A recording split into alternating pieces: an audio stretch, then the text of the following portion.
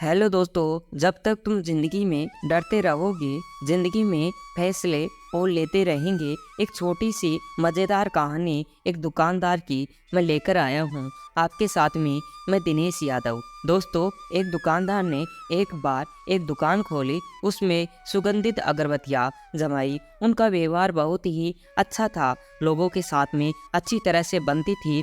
एक दो महीनों में अगरबत्तियों की बिक्री होने लगी। जैसे ही पैसे आने लगे और बड़े ही वो खुश थे। दुकानदार के बाहर एक बोर्ड लगवाया था, उस पर लिखा हुआ था कि हमारे यहाँ सुगंधित अगरबत्तियाँ मिलती हैं। दोस्तों, कुछ दिनों के बाद में एक सज्जन आए और कहने लगे कि आपके बोर्ड में कुछ गड़बड़ है।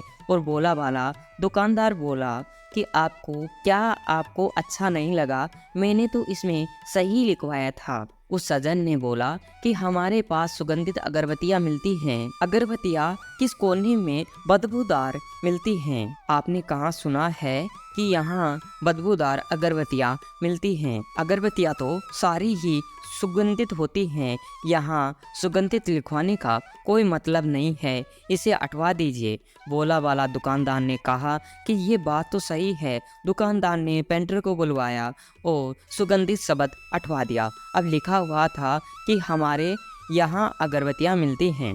कुछ दिनों के बाद में एक सज्जन और आए और अपना ज्ञान दिया।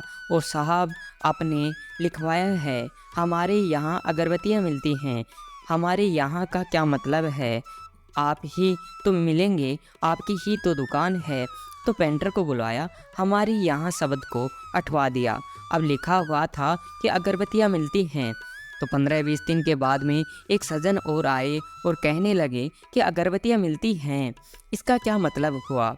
तो दुकानदार खोल कर बैठे हैं, आप अगरबत्तियाँ ही बेचेंगे? बोले वाले दुकानदार ने कहा कि ये बात तो सही है। बाद में पेंटर को बुलवाया और लिखवाया अगरबत्तियाँ।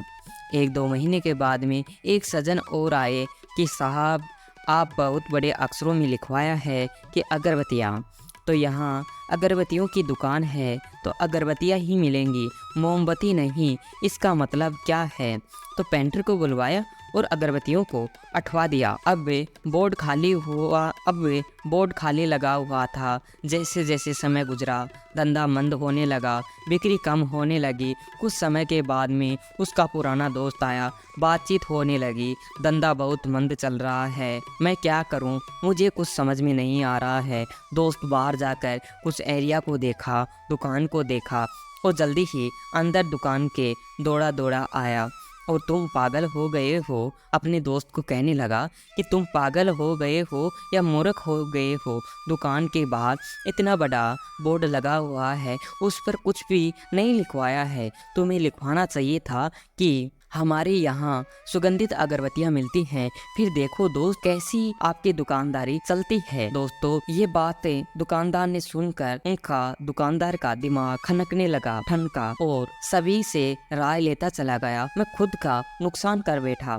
आप सभी राय लेते चले जाते हैं और खुद का नुकसान कहीं आपका ही हो जाता है, जैसे आपकी दुकान मंदी न हो जाए। दोस्तों, ये छोटी सी कहानी उसका सार कहता है कि जब तक तुम डरते रहोगे, दूसरों की राय लेते रहोगे, जब तक तुम जिंदगी में फैसले नहीं ले पाओगे। दोस्तों, यह स्टोरी आपको कैसी लगी हमें कमेंट करके बताइए। अभी तक हमारे चैनल को सब्सक्राइब नहीं किया तो सब्सक्राइब कर लीजिए। वीडियो को शेयर करना ना भूलें।